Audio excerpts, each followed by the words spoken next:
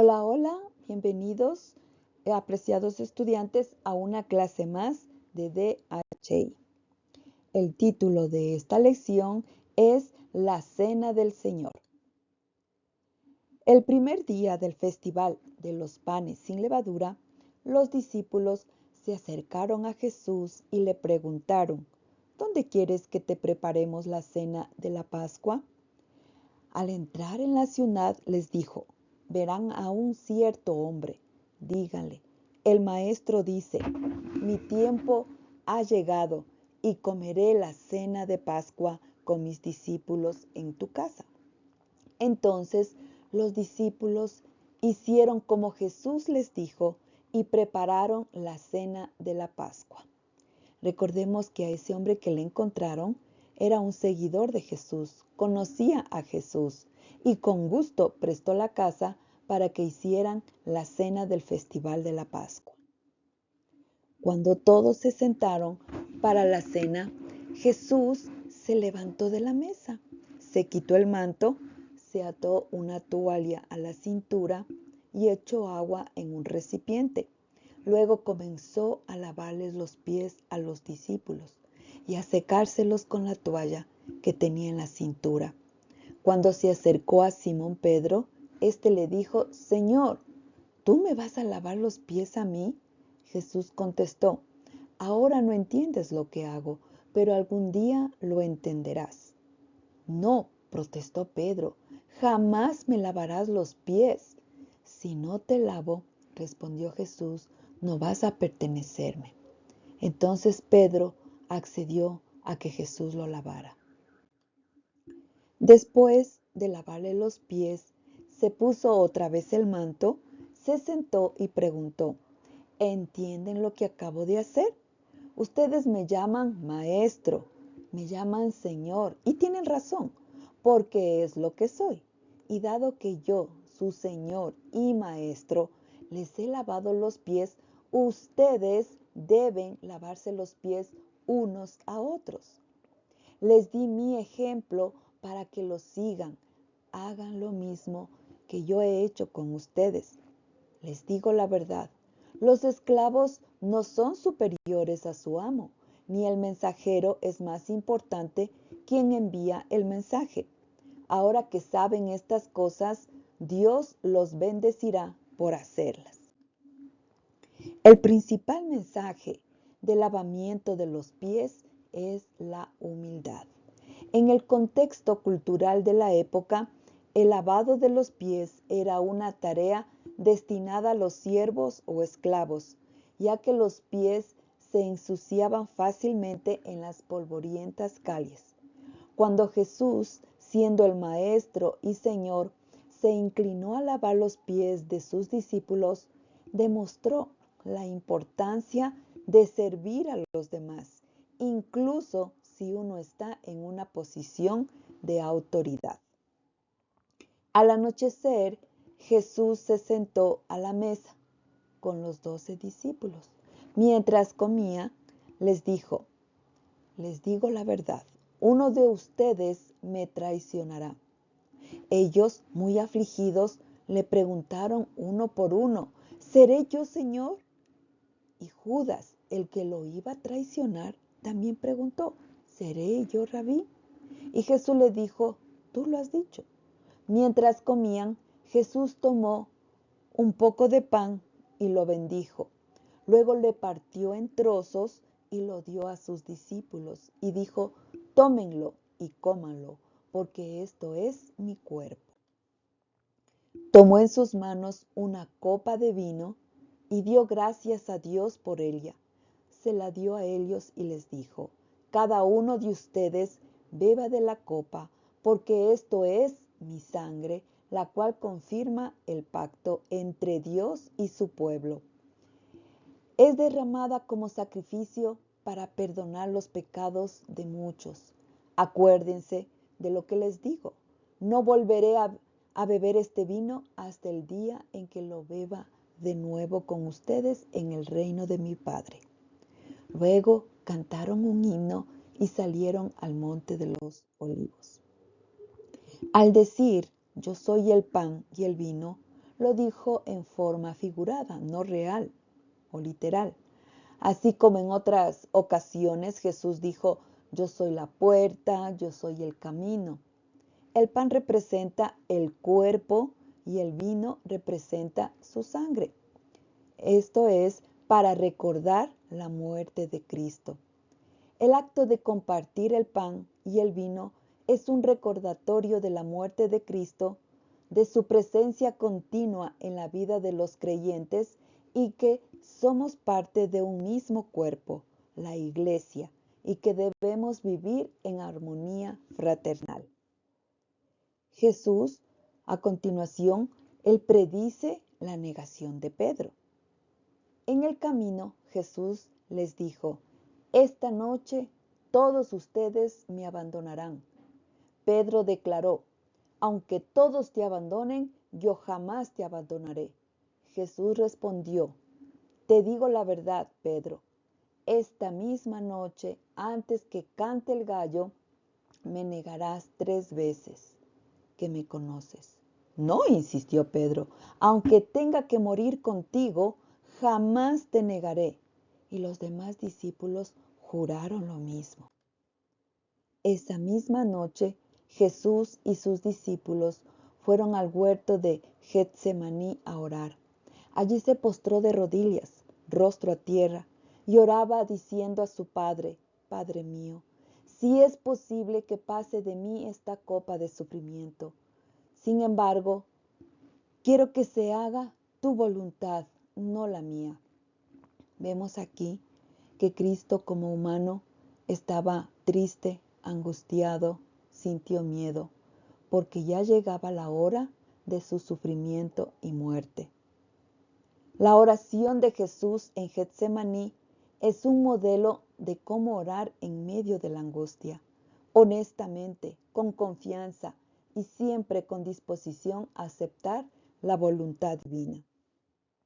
A la medianoche, y mientras hablaban, llegó Judas, junto con una multitud de hombres armados, con espadas y palos.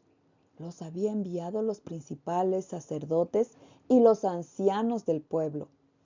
El traidor Judas había acordado con ellos una señal.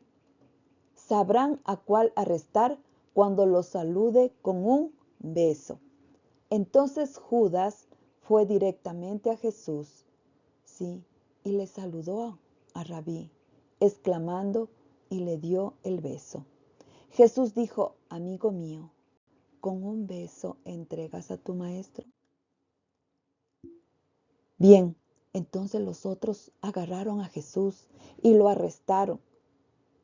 Pedro, que tenía una espada, la sacó e hirió al siervo del sumo sacerdote y le cortó la oreja.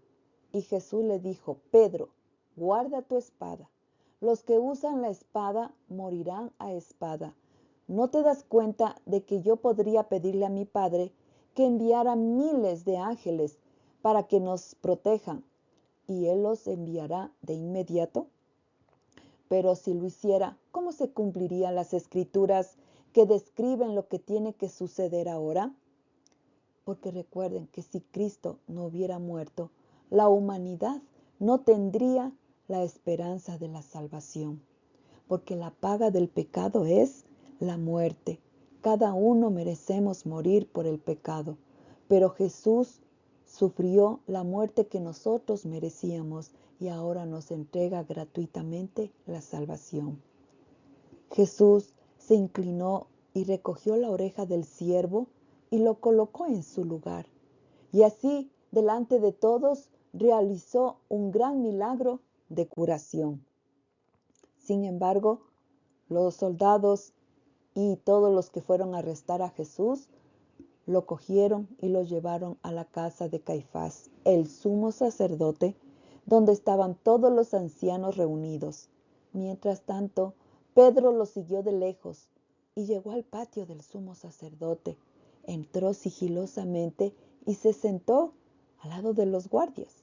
Una sirvienta que estaba por ahí se acercó y le dijo, tú eras uno de los que estaban con Jesús, el Galileo. Pero Pedro se asustó y lo negó frente a todos y dijo: no sé de qué hablas. Más tarde, cerca de la puerta, lo vio otra sirvienta, quien les dijo a los que estaban por ahí: miren, este hombre estaba con Jesús de Nazaret. Y nuevamente Pedro lo negó, esta vez con juramento, y les dijo: ni siquiera conozco al hombre. Un poco más tarde, algunos de los otros que estaban allí se acercaron a Pedro y dijeron: seguro que tú eres uno de ellos. Nos damos cuenta por el acento galileo que tienes. Pedro juró: que me caiga una maldición si les miento. No conozco al hombre. Inmediatamente el gallo cantó. De repente, las palabras de Jesús pasaron rápidamente por la mente de Pedro. Antes de que cante el gallo, me negarás 3 veces que me conoces.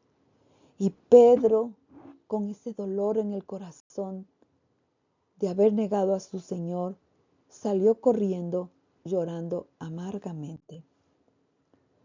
Cuando Judas, sí, ahora recordemos que Judas, quien lo había traicionado, se dio cuenta de lo terrible que había hecho. Él había vendido a Jesús por 30 monedas de plata. Él se los había dado a los principales y sacerdotes y también a los ancianos. Pero él, al darse cuenta lo que hizo, regresó con el dinero y quiso devolver a ellos. Dice: he traicionado a un hombre inocente. Y ellos dijeron: ¿qué nos importa? Contestaron ellos: eso es tu problema. Entonces Judas tiró las monedas de plata en el templo y salió y se ahorcó, se suicidó. Una de las enseñanzas más claras de la historia de Judas es el peligro del amor al dinero y la codicia. Judas traicionó a Jesús por 30 piezas de plata, lo que muestra cómo la ambición y el deseo material puede llevar a una persona a actuar de manera corrupta. Sí, recordemos que Judas pasó con Jesús como 3 años. Jesús en todo momento hacía llamamientos a su conciencia, porque Jesús conocía el corazón y el pensar de Pedro. Por lo tanto, él apelaba todo el tiempo para que él se arrepintiera y dejara que Cristo cambiara su corazón. Pero Judas siempre lo resistió y por lo tanto no hubo un cambio en él, por más que andó 3 años al lado de Jesús. Pero Pedro fue diferente. Vamos a ver que Judas, por amor al dinero, vendió en 30 piezas de plata, que eso más o menos equivaldría a, como decir, $9,000. La historia de Judas enseña que el remordimiento y la culpa no son suficientes, sino van acompañados de un arrepentimiento genuino, que busque el perdón y la misericordia de Dios. Una cosa es remordimiento y otra cosa es arrepentimiento. El remordimiento siente dolor y miedo por las consecuencias que va a venir. El arrepentimiento es dolor de haber ofendido a Dios y el deseo de cambiar. Vemos de que Judas solo sintió remordimiento, digamos. En contraste al apóstol Pedro, quien también negó a Jesús, también pecó, pero él lloró amargamente por su pecado, pero se arrepintió sinceramente y fue restaurado. Sí. Más tarde vemos a Pedro, ya en los mismos lugares que él negó, ahora él se mantenía firme y demostraba que era un discípulo de Jesús y predicaba de Jesús con tanta seguridad, con tanta confianza, ¿sí?